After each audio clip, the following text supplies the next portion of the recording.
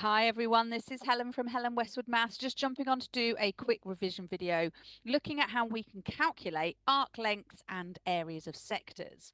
Now I've got 4 exam questions that I'm going to work through for you here, so in each case I'll pause so you can pause this video, get your GCSE Maths students, have a go at working them out, and then I'll talk them through.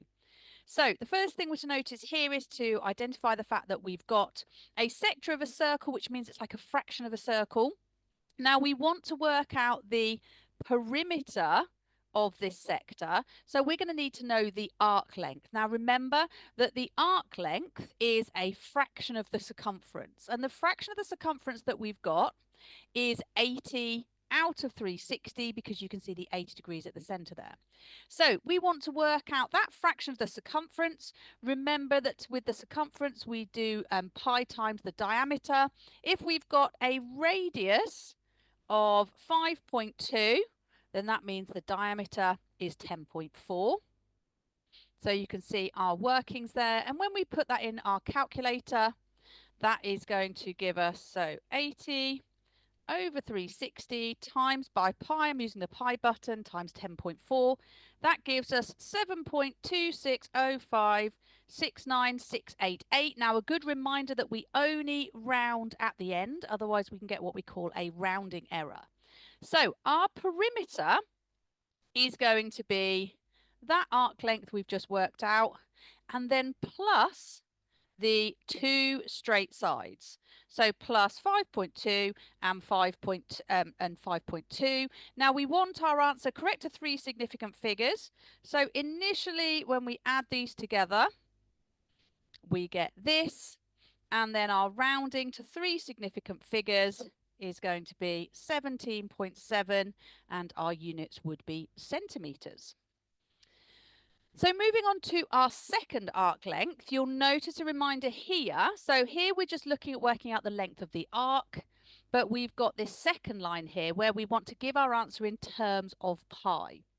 So same principle applies, that we have a fraction of the circumference. So we have 125 3/60ths, and again times by pi times the diameter.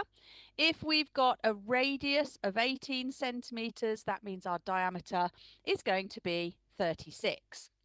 And then because we want this in terms of pi, it means we're going to have pi in our answer. So if we work out 125 over 360 times by 36, that gives us 25 over 2.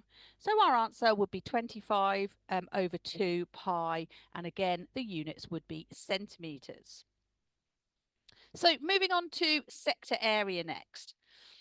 So this time, rather than working out the arc length, we're working out the sector area. Now, sector area is where we're looking at a fraction of the area of the circle. So we're going to work out 150 3/60ths of our area of our circle, pi r squared, which here is going to be pi times 8 squared. So that's what our workings would look like. And then when we put this into our calculator, times pi times 8 squared, that's going to give us 83.775841. Just a reminder that it's good practice for your calculator paper to write out your final answer the calculator gives you, then look at your rounding requirements.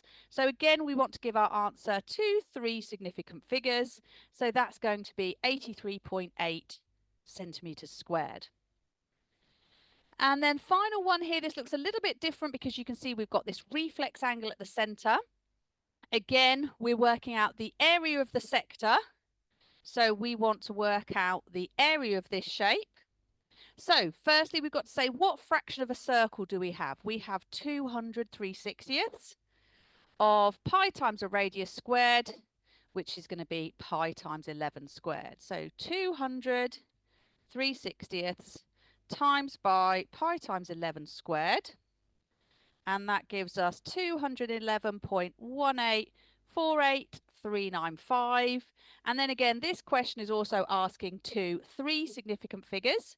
So this would just be 211 meters squared. So hope that's a helpful reminder of how we work out our arc lengths and our sector areas, including how we can give our answers in terms of pi. And I'll see you online soon.